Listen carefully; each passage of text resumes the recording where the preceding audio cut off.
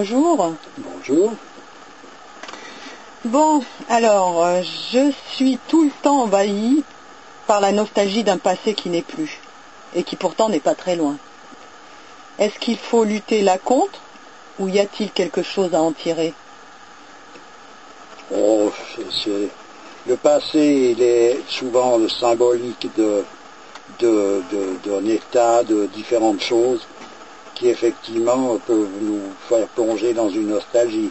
À présent, ce qui est important plutôt, c'est de chercher à pénétrer le présent éternel, c'est-à-dire ce d'où émane la totalité de toutes les différentes époques, c'est-à-dire que le passé ou le futur ne sont jamais, ne font partie en quelque sorte que d'un présent éternel. Je ne parle pas d'un présent dans l'instant, qui est l'instant indéfinissable ou en tout cas impossible à saisir, qui est entre le passé et le futur. Autrement, nos pensées sont toujours des pensées futures qui sont faites par rapport à un passé, voilà, ou en tout cas une vision du passé. Mais ça n'empêche pas qu'il est vrai qu'à une vitesse exponentielle, on a perdu de vue des données qui étaient toutes simples et qui étaient vécues au quotidien chez les gens d'il y a simplement quelques décennies. Pour en revenir au métier, puisqu'on en a parlé il n'y a pas très longtemps, j'ai trouvé un article dans un journal ancien du compagnonnage que j'aimerais bien que tu lises. Tu auras plus de facilité que moi à le lire. Là. Sur l'outil? Oui, sur l'outil. Voilà. D'accord. Alors l'outil. Voici un bon article sur l'outil du compagnon Georges Olivier qui est apparu dans le Compagnon du Tour de France de mars 1940. L'outil engendre le métier, les arts. Au Moyen-Âge, métier et art ne faisaient qu'un. L'outil est à la mesure de l'homme. Il porte en lui, sur lui, la personnalité de son maître. Dans l'atelier, l'outil prend aux yeux de l'initié la valeur d'un objet sacré. L'atelier n'est-il pas un temple où l'on médite, où l'on étudie, où l'on accomplit un travail, une part de l'œuvre universelle? De tout temps, sans doute, l'outil fut considéré comme un symbole. On trouve dans nos musées des bannières brodées du saint portant l'outil et la devise du corps de métier, vestige et témoin d'une époque où se compénétraient intensément la vie économique et la vie spirituelle, où le travail matérialisait la foi et où la foi spiritualisait le travail. Symbole aussi, et à différents points de vue, l'équerre et le compas des compagnons qui, en y ajoutant l'outil distinctif de la profession, ont voulu y voir l'union de l'intellectuel et du manuel dans un même ouvrier, l'artisan. Tandis que l'outil est en quelque sorte un prolongement de l'homme, la machine réduit celui-ci à n'être plus que son serviteur. Et s'il est vrai que l'outil engendra le métier, il ne l'est pas moins que la machine le tue. De nos jours, la machine supplantant l'outil, l'usine, l'atelier, la société laborieuse se scinde en deux classes par l'intellectualisation du technicien et la mécanisation du manœuvre qui précède la décadence de l'homme et de la société. Très bon texte. Voilà, donc... Tout y est dit. Voilà, donc d'aller chercher dans un passé qui n'est pas si loin, on parle de 1940, voilà comment un homme de métier envisageait la chose. Il est vrai que moi j'ai vécu ça avec, dans l'atelier de mon père où j'en ai déjà parlé, il n'y avait que des compagnons.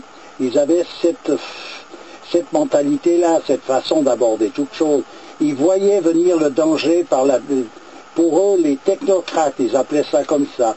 Ils disaient la nouvelle race qui détruira la planète, c'est les technocrates. c'était leur parole. À présent, elles étaient ce qu'elles étaient, c'est des gens rustiques. Ils voyaient ça comme ça, ils voyaient venir cette histoire. Ils voyaient ces machines qui supplantaient tout, ces produits chimiques qui supplantaient les produits naturels, parce que dans le temps, un bois se travaillait avec des produits qui correspondaient à son essence. Les compagnons savaient reconnaître un bois, non seulement que c'était du noyer, du cerisier, du chêne, ils connaissaient, ils savaient les régions d'où venait ce bois quand ils le voyaient, quand ils le touchaient, ils savaient la variété. Un cerisier, c'était quelle cerise? Des cerises noires, des bigarreaux, des griottes, ils le savaient, ils le voyaient dans le bois, ils étaient en symbiose avec tout ce que représentait leur métier et tous les éléments qui constituaient ce métier. Donc c'est une voie, j'en ai déjà parlé, il s'agissait d'une voie et non pas d'une technique plus ou moins élaborée où on arrive à une sorte de perfectionnisme pour tailler ces bouts de bois avec précision. Tout ça, il y avait des gens précis, plus ou moins précis, mais être compagnon, c'était pas être dans la précision absolue au millième de millimètre ou je sais pas quoi, c'était d'être dans l'harmonie, dans la beauté et dans le respect de tous ces matières qui étaient utilisées, c'est-à-dire ces bois. Il fallait faire revivre le bois. C'est-à-dire on n'avait pas coupé un arbre pour en faire je sais pas quelle histoire c'est pas possible, il fallait le faire revivre. Donc il apparaissait sous la forme d'un beau meuble, c'était le prolongement en quelque sorte de sa réalité. Ce meuble était vivant, il avait cette vie qui émanait du bois qui rayonnait et de l'artisan qui avait façonné ça. C'était le prolongement de l'arbre? Voilà, c'était le prolongement d'un tout, c'est un mouvement vivant. L'usine, l'industrie a tout massacré. Voilà où il faut chercher où est le massacre, ça ne sert à rien de chercher ailleurs, c'est l'usine, l'industrie, le travail industriel, qui est d'un grand rapport économique pour une poignée de gaillards, mais qui détruit tout. Les matières, les hommes, tout est détruit. Et de fil en aiguille, évidemment, pour s'implanter, cette industrie, elle est venue avec certains éléments qui avaient de la gueule. Attractif. Oui, puis ça avait de la gueule. On ne peut pas dire que les anciennes voitures, les anciennes locomotives n'avaient pas de la gueule. C'est quelque chose, c'est bien fait, c'était fait par des compagnons d'ailleurs. Donc il y avait encore un élément qui les rendait quelque peu vivants, etc.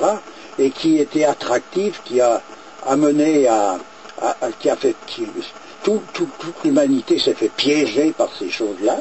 La différence entre avant et maintenant, c'est que, tu parlais des voitures, c'est qu'avant elles étaient dessinées par des compagnons, maintenant elles sont dessinées par des ordinateurs. Elles étaient non seulement dessinées, mais réalisées, c'est-à-dire que c'était une décadence, elle vient pas nécessairement d'un coup sec, et il y a tout un mouvement qui fait accepter cette décadence.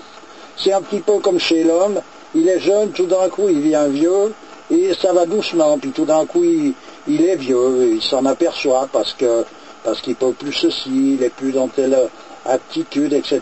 Mais il y a un passage où les choses vont à une vitesse et d'une manière où c'est très progressif, gentiment, comme ça, les choses s'amènent, et tout d'un coup on se réveille un matin à être dans une position. Et actuellement, il y a un espèce de réveil dans la société où tout le monde s'aperçoit qu'on ne vit plus, on fonctionne, et que l'élément vie a disparu de la circulation. L'humanité est hors sol. Totalement, et pour en venir à des aspects nostalgiques, il est vrai que moi, dans ma jeunesse, j'habitais dans les forêts beaucoup, toutes les rivières étaient remplies de poissons, d'écrevisses. Il y en avait de partout pour les morts et les vivants. On voyait grouiller ces personnages. Si on approchait de l'eau, qu'on faisait un peu de bruit, c'était tout, il s'en allait là, des truites gigantesques, jusque dans les plus petits ruisseaux. Même qu'il y avait de la pollution apparente, c'est-à-dire que les gens n'étaient déjà pas regardants, ils jetaient leurs vieux matelas, leurs vieilleries, dans un coude de rivière, sans considération.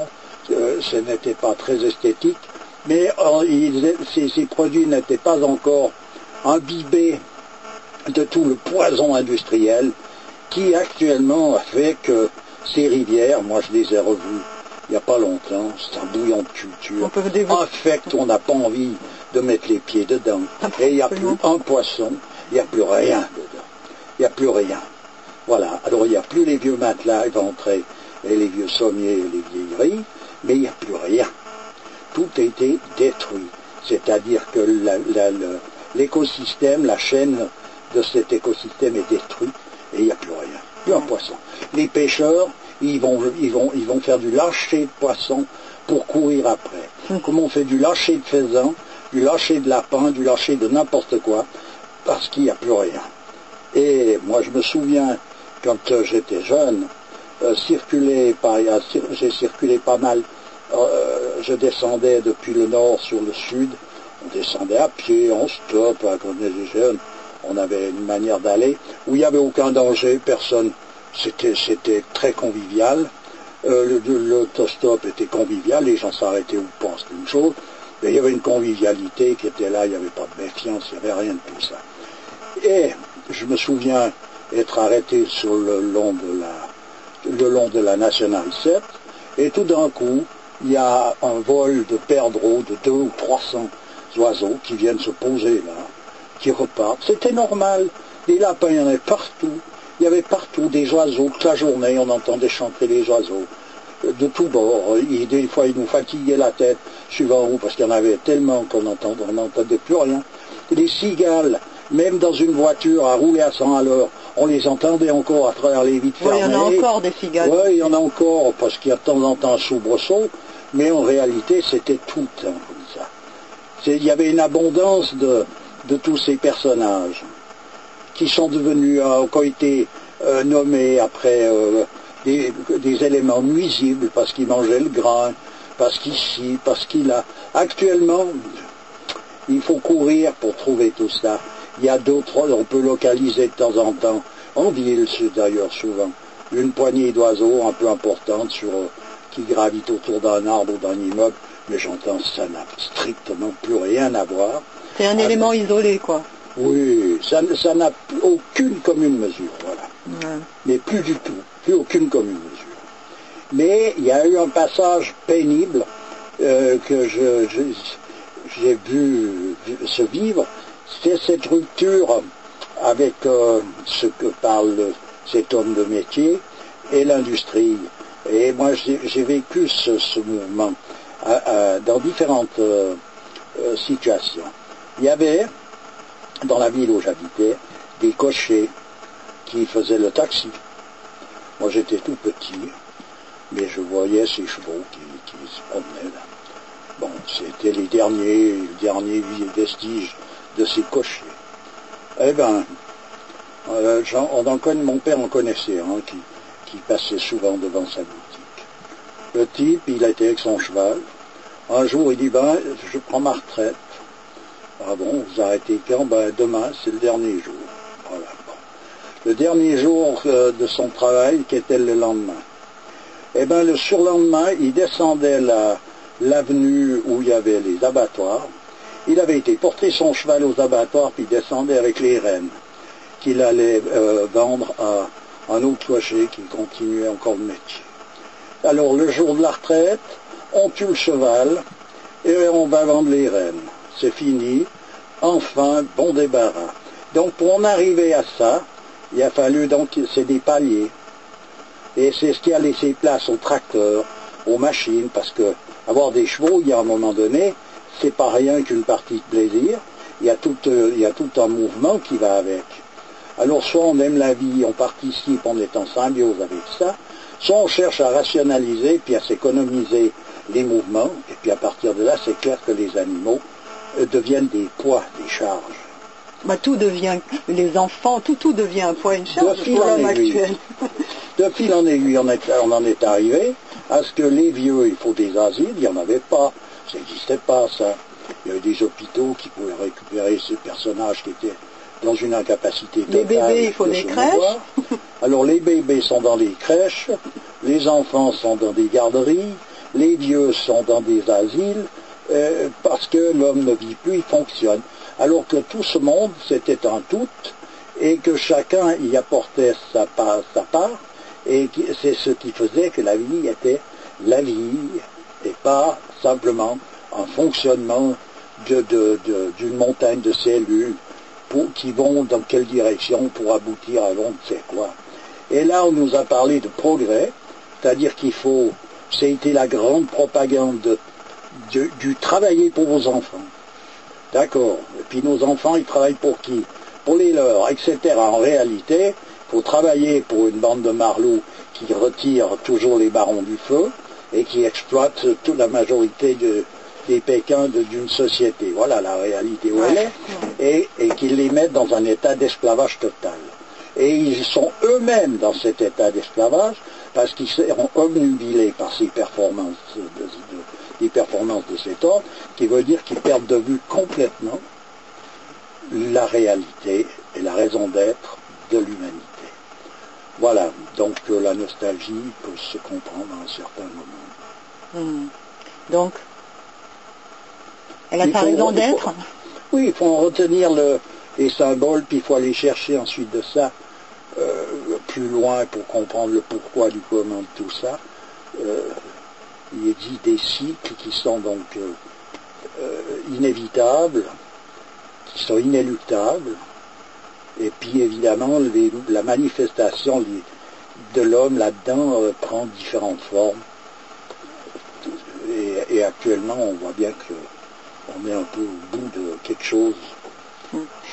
Dans une audio, j'avais fait référence à cette nostalgie qui en fait était et peut-être la nostalgie du paradis perdu qu'on a au fond de nous. C'est bien sûr que à l'origine il s'agit de ça. Même quelqu'un qui est dans une débauche, à un moment donné il est là-dedans parce que c'est cette liberté qui est tout au fond de lui qui lui permet de se trouver dans quelque chose qui est en soi et est évidemment pas enviable, mais où quelque part il peut s'isoler même de cette société qui, elle, est une anarchie en elle-même. C'est un cancer, cette société. Voilà ce que c'est. Donc c'est compréhensible que des personnages cherchent à se protéger, et puis se protègent avec ce qu'ils ont. À leur manière, tu veux dire? À leur manière, ou en tout cas à la manière qui correspond toujours à l'époque dans laquelle on est. On ne peut pas demander beaucoup on ne peut pas demander plus que ce qu'il est possible d'obtenir dans une période comme celle-ci. Ok. Voilà. Bah écoute, je te remercie. C'est avec plaisir, toujours. Bonjour. Bonjour. Alors, je salue les auditeurs qui s'intéressent à nos audios et c'est avec grand plaisir que nous recevons leurs commentaires. Bon, dans l'audio précédente, nous avons évoqué le thème de la nostalgie. Ça n'a pas grande utilité de s'arrêter au passé, ok, mais c'est tout de même inimaginable de voir à quelle vitesse les choses ont pu se dégrader et on est en droit d'être nostalgique. Voilà, je trouve intéressant ta version du passé, car elle fait surtout office de symbole. Oui, bien sûr. C'est-à-dire que pour moi, ma version du passé, c'est pas une nostalgie individuelle de quelque chose en particulier. C'est tout simplement le constat d'un changement d'état progressif. C'est-à-dire que c'est par ces différents clichés qu'on s'aperçoit d'une mentalité qui s'est dégradée avec une vitesse plutôt exponentielle. Voilà.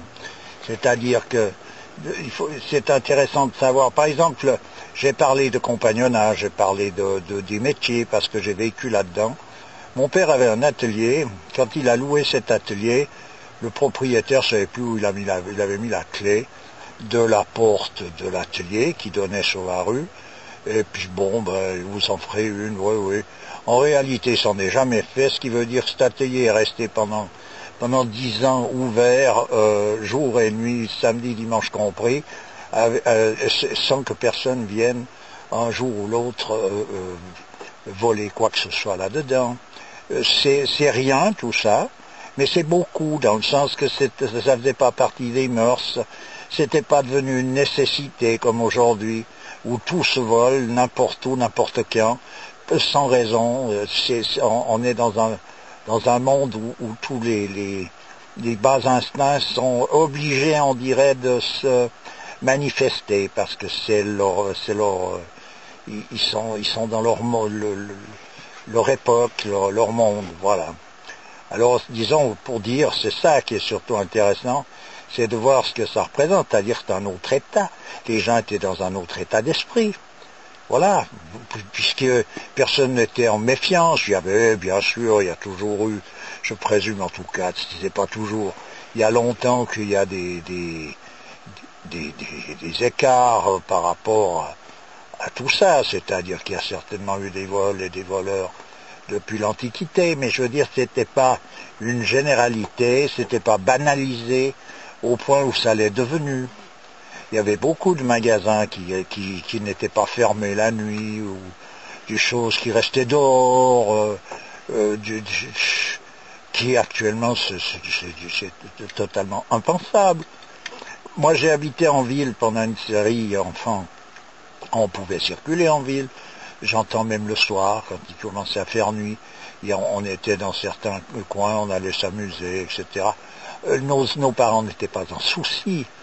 Si on se faisait gronder, c'était pas parce qu'ils étaient en souci, c'était simplement parce qu'on désobéissait, on n'était pas venu à l'heure, parce qu'il fallait aller se coucher, parce que le lendemain ça est vite là, etc.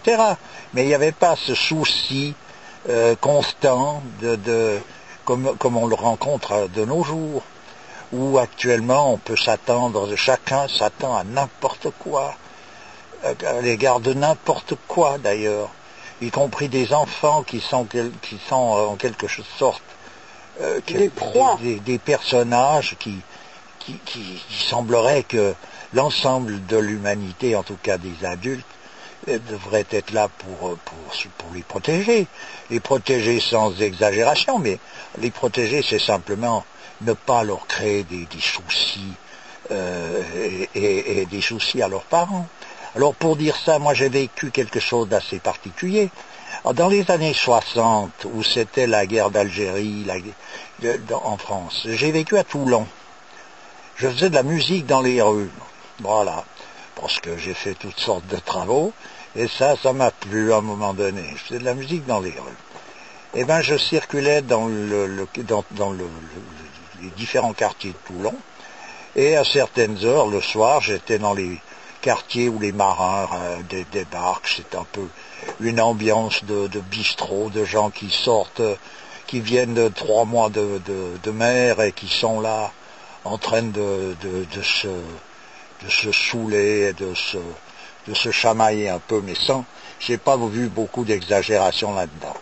Et dans ces mêmes quartiers où on circulait, moi en tant que musicien, ou nous, parce que nous étions 3, personne ne nous cherchait des misères, même si les gens étaient en conflit dans un lieu public et qu'ils étaient en train de se tirer la bourre. Nous, on n'était pas dans l'histoire et on ne craignait rien du tout. Il y avait des enfants qui jouaient dans ces rues. À n'importe quelle heure du jour et de la nuit, ils sont libres. C'était dans ces rues, parmi ces marins à moitié ivres, souvent c'est des travaux durs. Être marin et puis passer 3 mois en mer, ça signifie quelque chose. Il y a toute une espèce de sève qui monte et qui fait que, ma foi, les choses sont ce qu'elles sont. Eh bien, ces enfants ne craignaient pas ces marins. Ces marins ne jamais ne molestaient, il n'y a jamais entendu parler de quelque chose qui a pu arriver à des enfants dans ces quartiers, alors qu'à 11 heures le soir, ils étaient en train de jouer au ballon. Moi, j'avais souvent des petits-enfants, des petites filles de 4, 5 ans, 6 ans, qui, comme je jouais, elles étaient en admiration, elles me tenaient par le pantalon, le canon du pantalon, puis elles me suivaient partout où j'allais. Je savais pas où étaient leurs parents, leur mère, leur père. Je savais rien du tout. Moi, je jouais, puis elles étaient là, ébahis, contents, toutes fières de pouvoir faire le circuit. Et ça pendant des mois, je circulais régulièrement et j'avais toujours ces mêmes petits. J'ai jamais eu une remarque de leurs parents ou quoi que ce soit. J'ai un jour rencontré tout d'un coup, dans le fil des choses, leurs parents. Ça a été une rencontre amicale avec tout ce que ça pouvait comporter. Et c'était des gens de toute race, de toute classe, et dans les mêmes années, il faut essayer d'imaginer, ces mêmes années qui étaient des années de guerre, où les hommes grenouilles circulaient dans les ports de Toulon parce que c'était la guerre. Tous les jours, il y avait des explosions qui avaient été faites dans des bâtiments, de plastique, des trucs. Ça n'allait pas bien. Moi, je me suis endormi un jour fatigué dans un café arabe, vraiment purement arabe. Il n'y avait pas un occidental là-dedans.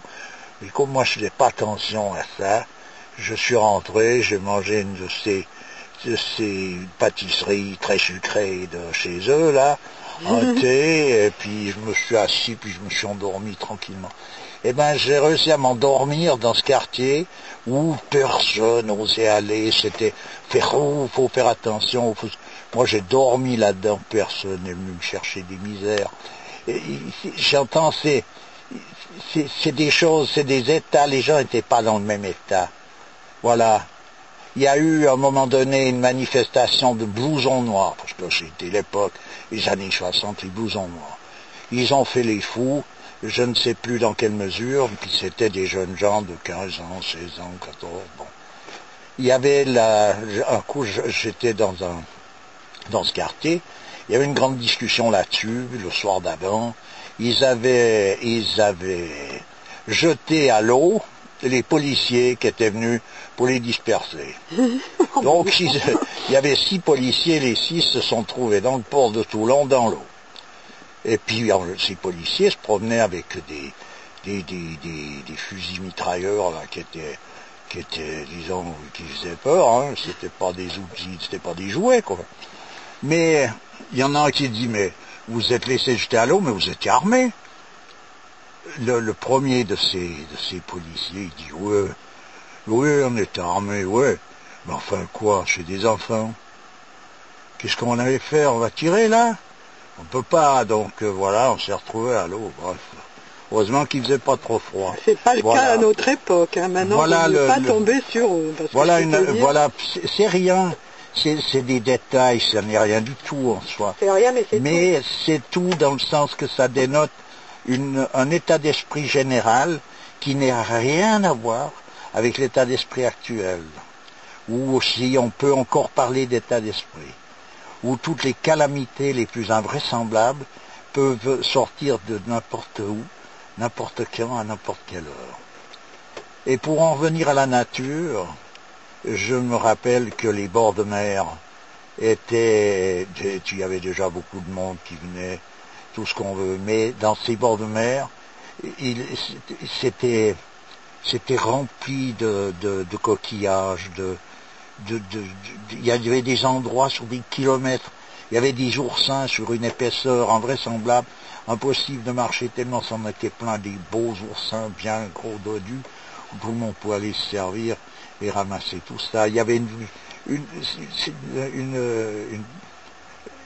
générosité de la terre qui était présente d'une manière constante partout. Personne ne pouvait imaginer qu'un jour ou l'autre, il allait commencer à y avoir un manque. Et bien actuellement, c'est la course après des oursins minables qui viennent du tronc de nom et qui coûtent une fortune et qui sont pas bons. On en est arrivé là. Et il y a eu, j'ai voyagé plus récemment dans un pays qui est l'Irlande. L'Irlande était restée à l'abri un peu plus longtemps que les côtes françaises et côtes du continent, là. Et j'ai vu dans les années 80, pas tout à fait, 75, par là, 80, des quantités de nouveau, tous les bords de mer remplis d'huîtres, de moules, d'oursins, dans des quantités qui paraissent invraisemblables. Eh ben, les gros Manitou du commerce nourriture sont allés là-bas racler ces fonds avec des chargeurs à chenilles pour ramasser tout ça, tasser tout ça, pour vendre et distribuer tout ça dans les supermarchés, dans les gros endroits, ils ont fait une razzia sur tout ça, et actuellement, ben voilà, le coin est désertique, sans renouvellement possible, parce que si tout un chacun va de lui-même chercher une poignée d'oursins pour manger, tout le monde peut y aller, le renouvellement se fera si on vient avec des machines à chenilles. Les 3/4 de ces animaux se font écraser, et il y en a un petit quart qui sort de l'eau pour se faire distribuer. Il y a encore des pertes en route, des tas de choses. C'est une catastrophe, et cette catastrophe, c'est une mentalité. D'autant plus que pour le commun des mortels, c'est interdit d'aller chercher des oursins, sous prétexte que c'est en disant... Oui, voilà, c'est le... Après, on en arrive à protéger l'environnement, comme on dit. Voilà. Alors, on protège l'environnement, mais pas contre les grands prédateurs, contre celui qui vient, en fait, quelque sorte, courjuter le processus économique de ces prédateurs. Donc, ça, de nouveau, c'est pas simplement pour vous spéter après ces choses-là, mais il est vrai que c'est démonstratif d'un changement d'état. Quand je dis d'état, ça veut dire d'état d'esprit. L'homme n'est plus dans la même position par rapport à l'ensemble de l'existence. Il a perdu encore un pas de plus dans la direction de l'oubli qu'il est lui-même de la nature, qui peut s'encadrer et qui a une harmonie qui doit se faire entre l'ensemble de tout ce qui est la nature et le supranaturel qui est à l'origine, qui est donc la cause de la grandeur et de la beauté de cette nature. C'est ça surtout le grave, c'est la perte de la mémoire en question. Alors quand tu parles de nostalgie, il est évident que beaucoup de gens sont nostalgiques, parce que quand tu te rappelles simplement comment tu vivais il y a 40 ou 50 ans, puis que tu vois où on en est, puis on nous parle de progrès, tu te demandes donc quelle histoire, dans quel asile de dingue est-ce qu'on a réussi à se planter? Quel progrès? De quel progrès s'agit-il? On a fait disparaître toutes les choses intéressantes. Par quoi? Un des outils majeurs, c'était quoi? La télévision. Ah bah oui, là. Dans le temps, c'était rempli de petits théâtres ambulants de gens très doués, souvent, et qui vivaient là-dessus et qui étaient attendus d'une année sur l'autre. Dans les villages, ils montaient leur baraque. Voilà, c'était rempli de choses comme ça, de musiciens. Actuellement, c'est terminé. Il y a la téloche. La téloche, ça y est, elle tombe bardoufle. Elle a pris en charge l'ensemble de toutes les imaginations. Et puis elle embarque. Et puis il n'y a qu'à se répandre là. Puis on a chez soi le conditionnement nécessaire pour faire continuer l'esclave dans la direction qui lui est imposée, et puis terminé. Donc tout ça, ça n'était pas les années 60, c'est pas bien vieux, mais la téloche, c'était pas encore la grosse histoire. C'était déjà là, les gens qui avaient... certains foyers qui avaient puis les gens modestes, les gens modestes, non, n'avaient pas ça encore. Voilà, et les gens qui avaient un peu le sens des choses voyaient bien venir le danger, et disaient, voilà, ça c'est de nouveau le diable dans la maison. Il y a des gens qui étaient lucides déjà à cette époque-là? Bien sûr, il y a toujours eu des gens lucides, mais ils ont toujours été blackboulés. Il y a eu les chevaliers là, qui luttaient contre les machines à vapeur, qui étaient les mécaniques qui arrivaient. Ils les voyaient arriver, ils voyaient le diable arriver à travers ces machines. Ils se sont fait blackbouler, pris, ils ont passé pour des crétins.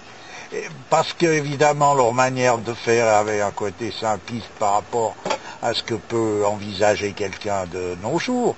Mais la réalité, elle est toujours est-il qu'elle était bel et bien vue par ces gens-là comme il faut. C'est-à-dire que la machine allait réduire l'homme à l'esclavage. C'est ce qui est arrivé, nous y sommes. Tu disais qu'il ne fallait pas sortir le fer de la terre parce que ça sortait toutes les esprits maléfiques que le fer contenait. C'était dans les métiers, C'était dans les préceptes traditionnels, laissez à la terre ce qui est à la terre, car vous sortirez en même temps tout ce que ces choses renferment comme force maléfique. Alors, bon, il y a eu un moment donné, donc le fer, il n'était pas sorti de la terre, c'était pas parce que les gens étaient incapables de le trouver, puis qu'ils sont devenus de plus en plus évolués, puis ils ont inventé je sais pas quoi, puis ils ont trouvé le fer, non. Ils le laissaient parce que ils écoutaient, ils obéissaient encore à des préceptes qui réussissaient encore à comprendre.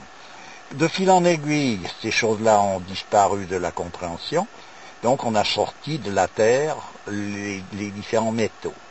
En même temps, donc, pour parer à la difficulté et aux problèmes, surtout, il s'est créé une forme de législation qui faisait que ces métaux ne pouvaient être travaillés que par des personnages bien particuliers. C'est-à-dire que c'était donc les forgerons qui avaient cette disposition particulière et qui avaient dans leur panoplie de mise en œuvre quelque chose de subtil qui était le fait de pouvoir contrecarrer ces forces maléfiques. Attends, excuse-moi, oui. On fait un arrêt. Alors, tu disais je parlais de ces forces maléfiques qui étaient renfermées dans les métaux et et que les hommes de métier qui sont venus du moment que ces métaux sont sortis, donc il n'y a plus le moyen de faire machine arrière. Il fallait les laisser où ils étaient. Il y a eu mal donne, ils sont sortis. Alors qui va pouvoir s'en occuper pour que ce soit le moindre mal? Eh bien, c'était des hommes de métier tels que les forgerons, qui, comme je l'ai dit, avaient à leur disposition des mises en œuvre qui leur permettaient d'annihiler en quelque sorte ces forces maléfiques. Voilà, ces forces maléfiques. D'ailleurs, à l'époque, c'était des vrais alchimistes, les forgerons. Oui, en tout cas, ils avaient des sciences, des connaissances qui étaient totalement autres que celles actuelles, c'est-à-dire qu'ils connaissaient en quelque sorte la partie subtile. Le fer représente souvent quelque chose de conflit, c'est la guerre, le fer. C'est-à-dire qu'il y a une agressivité dans le fer. Le Kali Yuga, c'est pas représenté par d'ailleurs l'âge de fer. Ah, oui. Donc le fer, il a une agressivité en lui. Et cette agressivité, eux savaient travailler ce métal de manière à lui retirer cette agressivité. Tu m'avais raconté une fois l'histoire de ce forgeron en Afrique, tu te souviens? Oui, mais là, pour en rester ici, celui qui veut voir des fers forgés, dont on a retiré cette agressivité, il en reste quelques morceaux sur la Notre-Dame de Paris. Il y en a certainement ailleurs, mais moi je les ai vus là-bas. Il y a toute une partie qui a été refaite, qui n'a pas le même rayonnement. Mais il y a une partie qui est très ancienne, qui a été faite par des forgerons qui avaient ces connaissances-là. Eh bien, on sent très bien la différence. Le rayonnement n'est pas le même. Et il est vrai qu'en Afrique, j'ai eu l'opportunité de rencontrer un forgeron qui était connu à des lieux à la ronde, de partout où je suis allé.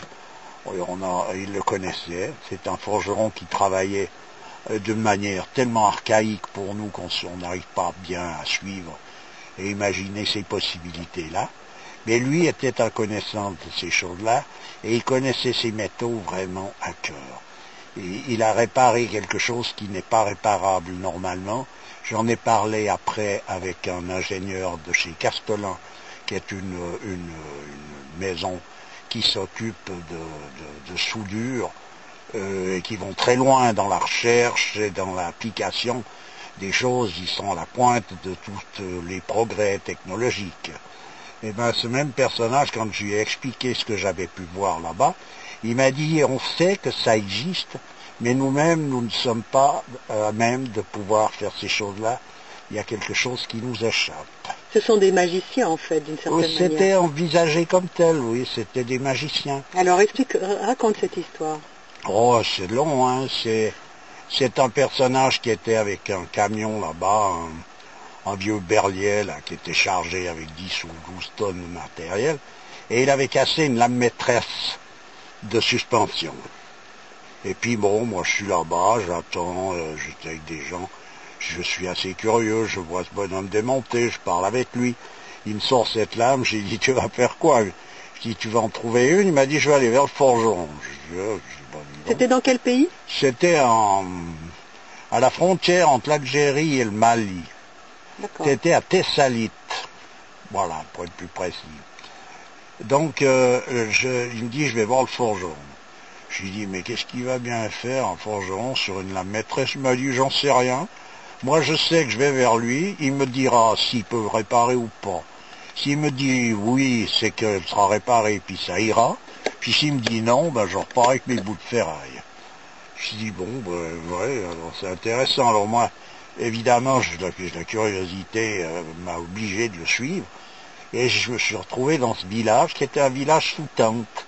Il y a un village qui était en dur, puis un village sous tente. Bon, ben voilà, tous ces gens étaient là, y compris ce forgeron, entouré de notables, où ils sont dans des...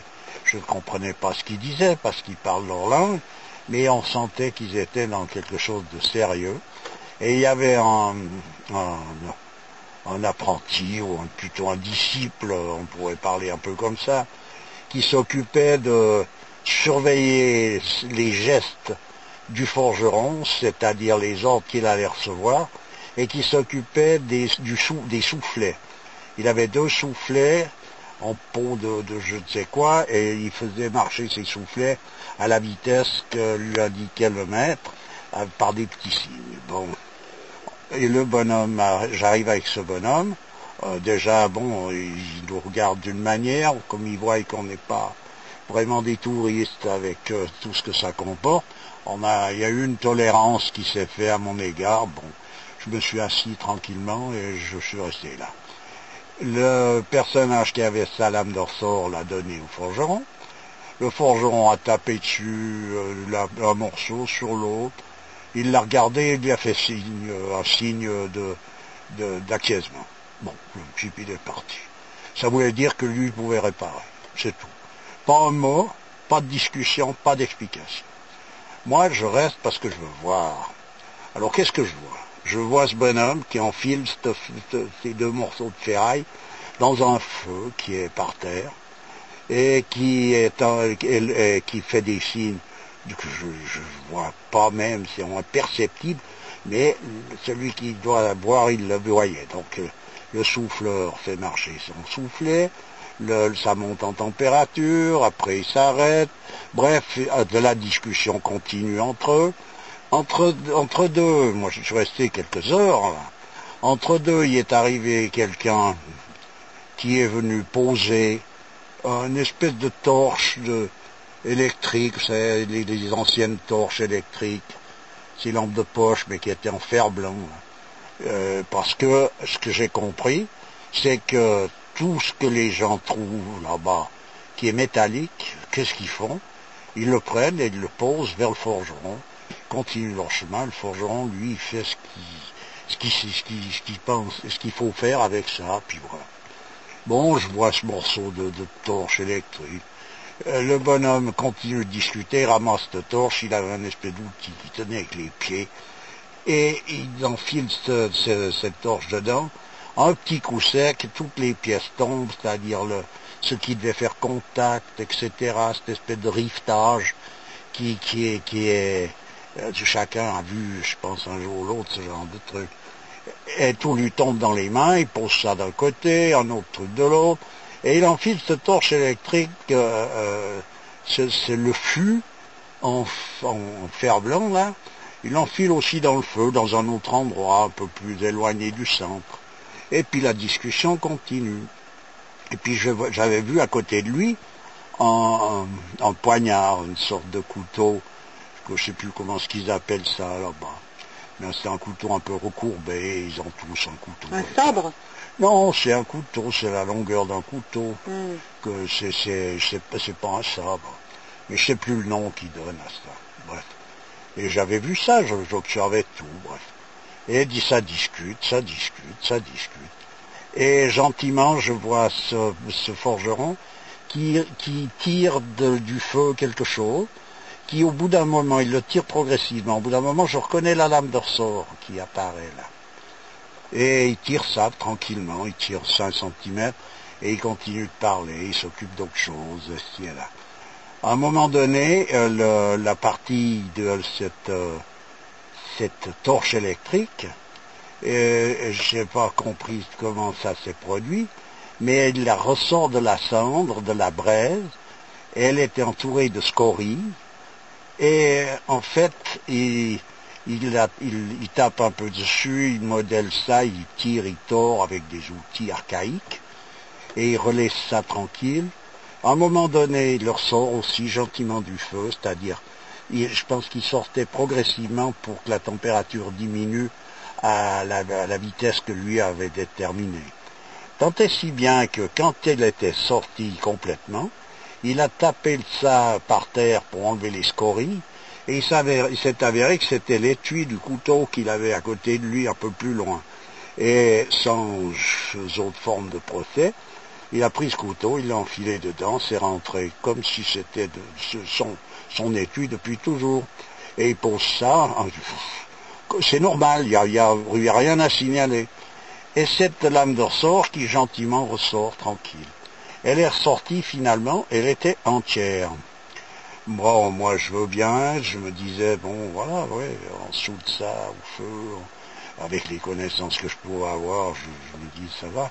Mais je dis, pour moi il y a une rupture qui est là, qui est présente, et on a beau souder, la rupture elle est là, il y a quelque chose une rupture moléculaire, je sais pas comment, pour moi c'était pas tant possible avec les connaissances que j'en avais. Bref, le bonhomme est venu rechercher sa lame, il a monté sa lame sur son camion, et j'ai dit, tu vas faire quoi après, si ça marche, tu vas aller en acheter une neuve? Il m'a dit non, il me l'a réparée, donc elle tient. Et il est parti, je l'ai revu 1500 km plus loin, quand j'étais à Gao, au bord du Niger, avec son camion, je savais pas relâcher, puis il avait toujours ses 12 tonnes dessus, puis voilà. Donc, comme j'en ai parlé à cet ingénieur de chez Castellin, et lui, il savait l'existence de ça, mais il était dans l'incapacité de pouvoir refaire ça. Donc, c'est effectivement un peu des magiciens vus par l'œil. En fait, il n'y a aucune rupture moléculaire, c'est ça que tu as envie de dire. Voilà, c'est qu'il remet cette pièce de ferraille dans une position où si on lui fait un examen, en fait, elle n'a jamais été cassée. Alors là, il est vrai que personnellement, je ne sais pas comment on fait, et que ces ingénieurs en question ne savaient pas non plus. Je ne sais pas où ils en sont à présent. Moi, je parle de ça il y a quand même il y a 35 ans passés, 36 Alors, ans. ces ferronniers on les appelle des ferronniers. Hein. Oui, c'était des forgerons. Le forgeron, il était considéré comme un magicien. En fait, ils sont quoi? Ils sont avec les génies. Alors, avec quoi ils sont? Un magicien, il connaît des choses qui sont invisibles pour l'œil du commun, et pour lui, il fait avec ces choses-là, il est en accord avec, il a tout un rite qui correspond, il est fait pour faire ça, et puis voilà.